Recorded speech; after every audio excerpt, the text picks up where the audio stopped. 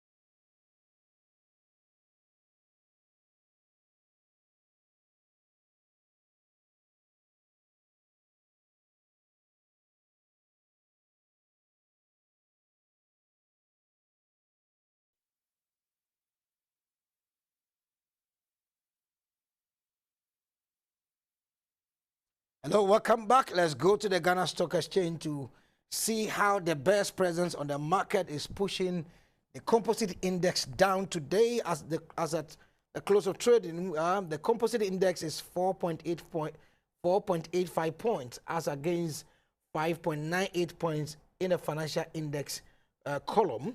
And the year-to-date change is at negative 3.5%, whilst the financial index is negative 1.39%.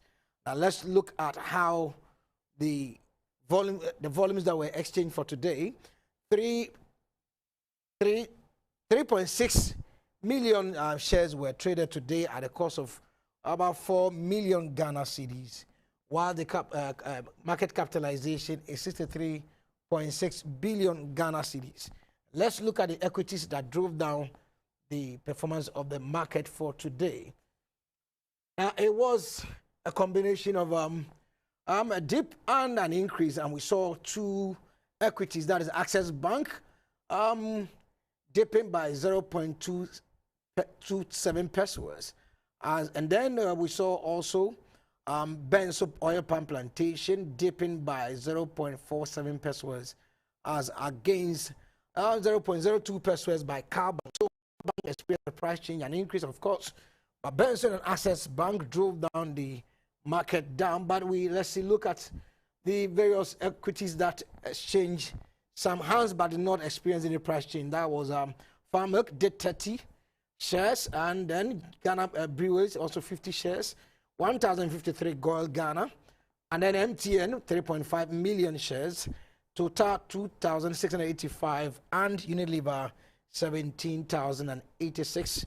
Total shares traded today were 3.6 million Ghana, 3.6 million shares, not Ghana cedis, but the value of the shares that were traded was about 4 million Ghana cedis. So this is how we wrap up on the Ghana Stock Exchange. But let's speak a soundbite. President Akufo-Addo was in Addis Ababa, the Ethiopian capital, for the 35th AU Heads of State Summit, and he made a statement reference to the credit rating agencies across the globe, and he called on African countries to rally around to make sure that the methodologies that are used, or the criteria used in assessing performance of economies across the continent, are given a second look, in the sense that to him it's not fair, because economies in the developed world are not performing better than we do in Africa, but they have been given ratings that are higher, making it difficult for economies within the African space to go to the capital market and assess the needed capital to run the economies. Let's pick that soundbite. We need to guard against the continuing consequential stranglehold of the rating agencies, which has affected the cost and access to capital markets for African countries, and has, during this COVID period, resulted in the downgrading of many African countries, exacerbating even more their funding challenges. Furthermore, it is of the utmost importance that the G20 leaders stick to their commitment to reallocate to Africa SDR 100 billion agreed to at the Paris Summit in May 2021.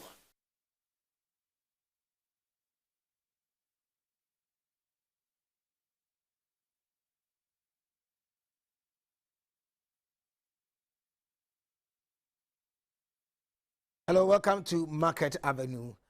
You're welcome, Habib. Thank you. Great to have you once again in the studio. Yeah, it's always a pleasure to be here. Wonderful. Now, Habib, when we talk of credit rating agencies, we were having B+ outlook that you're talking about CAA. Yeah. What exactly is this monster called credit rating agencies, and what are they doing?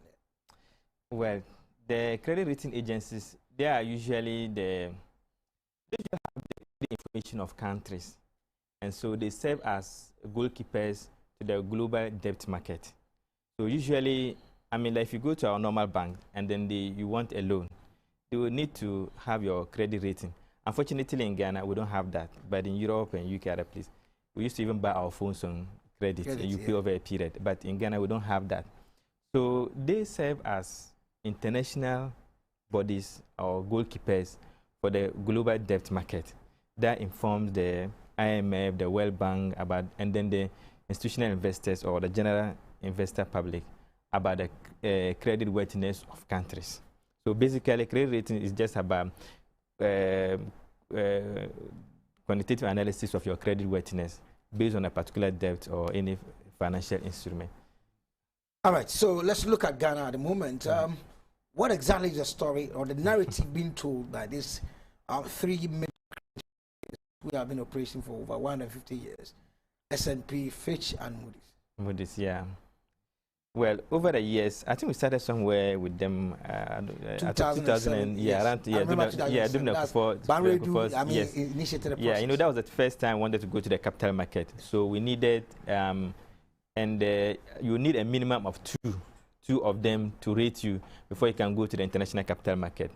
So that's why we brought them in. I think we currently have all the 3 working years on board for us. And so you will need that before you can go to the capital market. Unfortunately, for what has happened this time, it's unfortunate not only for Ghana, but for sub-Saharan Africa and several other countries. I think last year they downgraded about 48 countries. And it is strange that why they would do that at this time, when everybody knows that we are not in normal times. And so for them not to have suspended their decisions and go ahead to do that is very strange. Because we know several countries, Germany, India, Mexico, several countries, suspended their fiscal responsibility rules. Yes. That is to tell the world that we are not in normal times.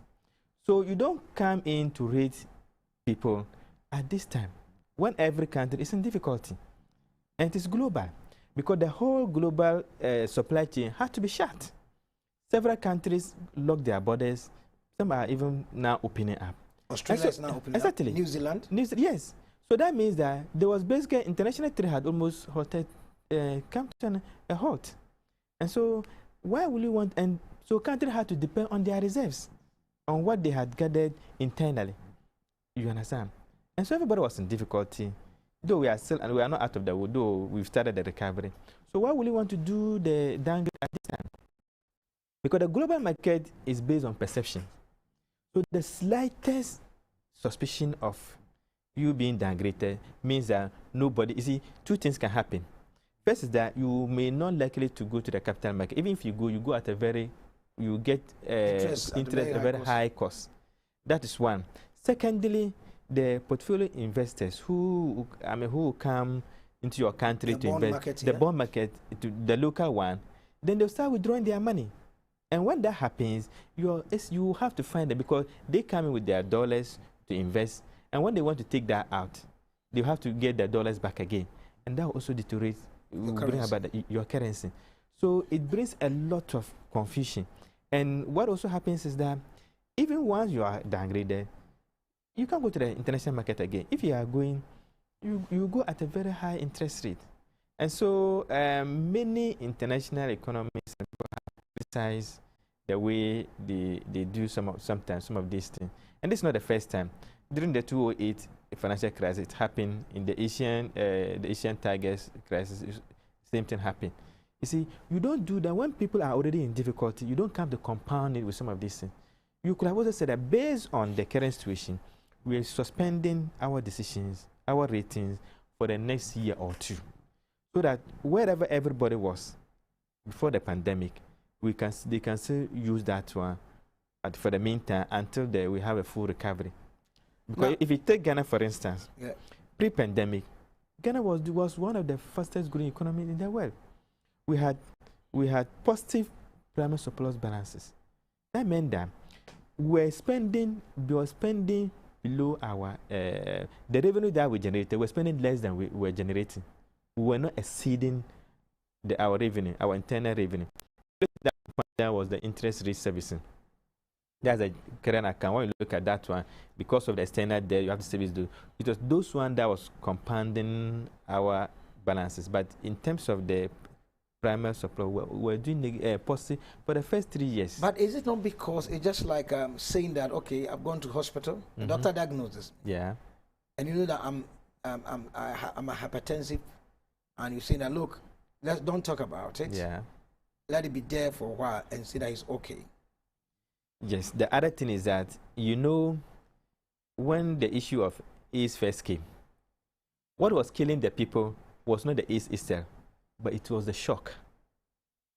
You understand? So the same thing applies here. Someone has a disease, sometimes he doesn't even know, so he's normal. So he behaves normally, he's good. But as soon as you announce it, the doctor tell the patient that you have a terminal disease and you could die within this. That shock alone can fast track the deterioration of the patient. And that is why sometimes it's important, especially in the financial market, which are based on perceptions. No, I mean, top economists, Nobel laureates like Joseph Stiglitz, think that the oligopoly being enjoyed by these credit rating agencies need to be given a second look. Now, the question is what President Akufo-Addo was talking about, the AU summit. Do we have what it takes, Africa, to also perhaps come up with a credit rating company reputable like them and be recognized? It's long overdue. So why have you not done this? Exactly my point. I think that's what the president also lamented on that. A lot of people a lot of countries still need to sign up for us to be able to implement that. Because it's long overdue. Almost of our close to 60 years after most of African countries became independent, we've had one of the best people in this world. I mean, most of them have attended European schools and others. With most of our colleagues who are working in those institutions, they were not better than us. So I don't see why we can't do that at this time. And it is always that in Africa we have some inferiority complex. Sometimes we always believe that, oh, it is what the white people say, that's what we have to believe in. You understand? And there may also be some subtle sabotage or people not recognizing some of these institutions, because people always think that anything coming from Africa is substandard. But we have to stand on our ground. And I've always said, you see, there's this proverb that I don't get it, but it's always that if it's about a hunter, that he always glorifies whatever. I've forgotten the exact, but that is to say that Africans must tell their own story. We must put our destiny into our own hands. Our people from Africa have most of the international organizations, Kofi Annan, the Nigerian Ngozi, a lot of Africans have headed those institutions. And most of them have worked there 10, 15 years. They have all the experiences that are required. So we can equally do that. So I think that Africa, we must stand up to look at some of these issues and then tell our own story and not wait for others to come and tell it for us. But talking about the impact of the downgrade. Now, if we go to the capital market, it will be at a very high rate. That's right. Now, if we see that the economy is also bleeding, what do you do? You see, all these things have come up because of the current happenings in Ghana, because of the issue of the e-levy. And so if we didn't have this difficulty, and sometimes we tend to joke about certain things or to make light of certain very important things. What is happening about the e-levy now? That is what it's caused, because they have their agents around who are nosing around, looking at what is happening in the country, and they report back to them. Now, if in your budget, if you say that you're going to raise 100 million, 105 or 107 billion Ghana cedi as your revenue, and your expenditure is over 137, yeah. 130, over 130 yes. billion. That means that even what you are raising is not enough to meet that as your expenditure. You understand? And then secondly, based on your projection and your assumptions, you're having difficulty even passing it in Parliament. That is what is informing all that. And I've told some of my colleagues, you see, it is not that government doesn't have alternatives. The e-levy is not, for me, it's not a panacea. As a student of economics, I don't see it to be a panacea to our problem. The issue is that there are a lot of options that government can, but those options are very costly. You understand?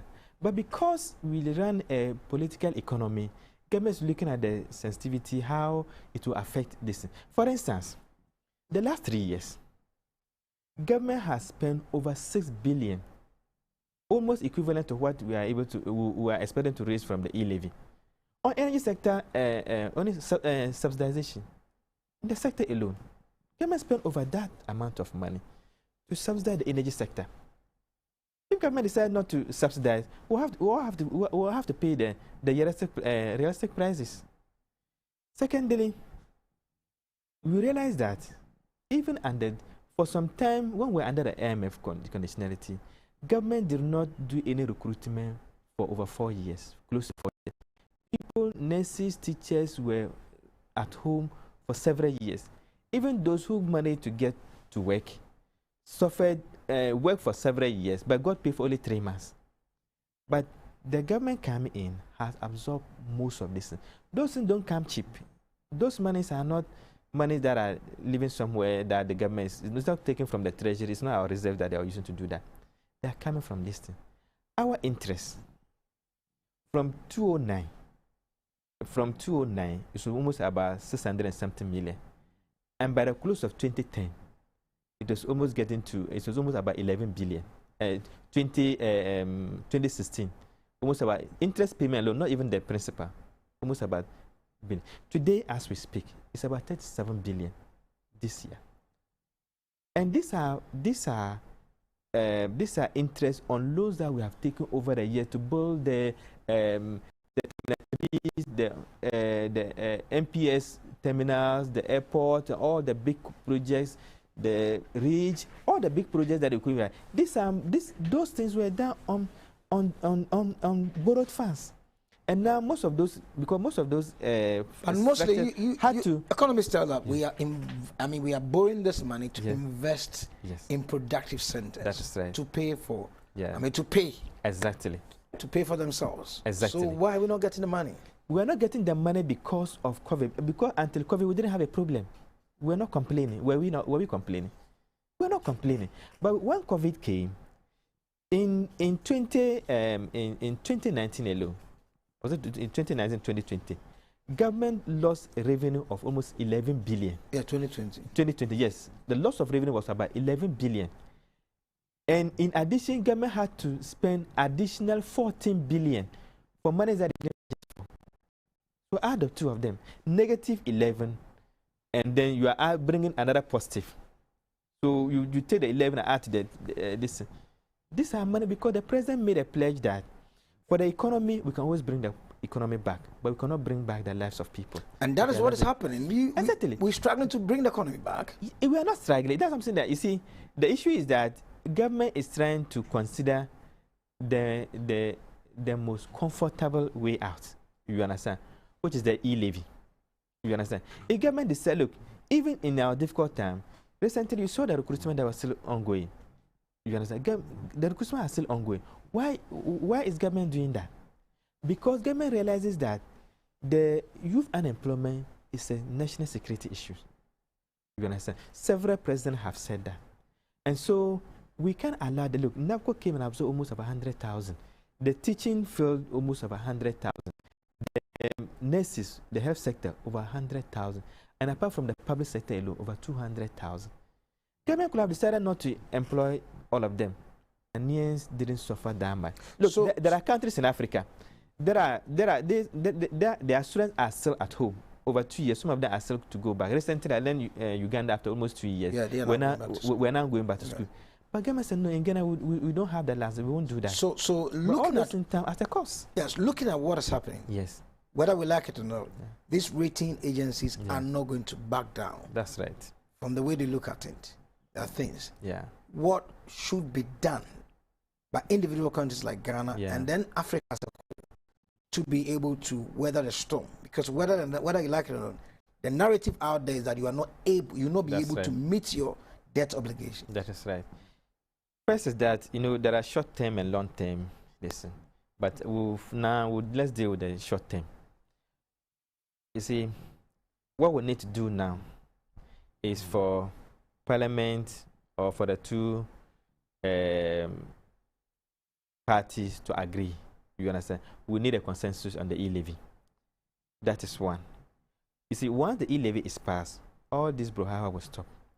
You understand? Because they base their projection because they realize that if government, even your own revenue projections, cannot meet your expenditure, and now even what you have even projected, you are not able to. You may not likely get that because already 2 months have gone. You understand? We're not able to get the receipts or revenue from the e-levy. 2 months have gone. We don't know when to pass and when to start effect. So these are some of the things that is informing this decision. So they are realizing that even what you have put in your budget, you are unlikely not to meet them, not to meet those targets. So first of all, let's look at that. Second is that, you see, there are a lot of low-hanging fruits that I can't really understand why over the years we have been unable to take advantage of them. Property rate. It's unbelievable. And I've always said that, look, if it is about the law, let's go and amend the law and get a central body to manage that. You understand? And I've always cited Morocco as an example. In Morocco, in fact, property rate is the biggest contributor to their economy than any other revenue line. Because they have centralized everything. They've come into terms with the local authorities and say, look, we are going to take the money. We will centralize everything. You will have a percentage. Whatever comes in the name of your we will give you that percentage. And you can use it whatever it is. But we're going to centralize that. But here, we have decentralized it. And it is clear that the local authorities don't have the capacity and the means to do that. You understand? It's unbelievable. Look at because we are doing the digital addressing system. That was a drive, but it looks as if we are not even interested in collecting these monies. It is because even sometimes, even people who are ready to pay, in fact, they suffer to even go and pay. But you see, the NABCO, the question is, these NABCO guys that were recruited, yes, why couldn't we deploy them en masse? No, they were deployed to go and do the addressing system. Yes, so now we have that. Once they are doing that, yes, why can't they be collecting or making sure that they give you whatever you are due to pay and pay by Momo, whatever it is? Look, in fact, I had once done a proposal that I share with key institutions. And I said that, look, even this one, if for nothing at all, if it was possible for us to have offices, district offices, say this is a rent office or this is a property office, and you get NABCO people, and then you make announcement that, look, every area, this is your office. Whatever the value of it, because the law stipulates that you have to value the property before you can decide. So let's do a flat rate. Let's do a flat rate. If you are East Legon or Cantonment, just come and pay ABCD. If you are in the other low income areas, just go and pay this. You understand? And those look up and you pay those things. Look, even if you are even getting a fraction of that, that is something that is coming in. But the successive government have always thought that they need to develop complex systems to be able to work on this. I really don't see that. You understand? Some of the talking about revenue shortfalls. I mean, did you watch the video that came from Nigeria where they've able to become? I mean, they managed to become rice sufficient now. Absolutely, I did. And we are importing over $1 billion rice into this country, and we're sitting there complaining. You see, it's very surprising. Even those of us as young and as students, we wonder what is just happening in Ghana. Why can't we get certain things right? You understand? Because sometimes there are things that you think, look, they are very simple. Because I always believe, even in my banking life, every time I'll use Excel to just do simple things that people are looking for software and other things to do. You understand? Let's look for a simple thing. And look, and there are a lot of revenue leakages.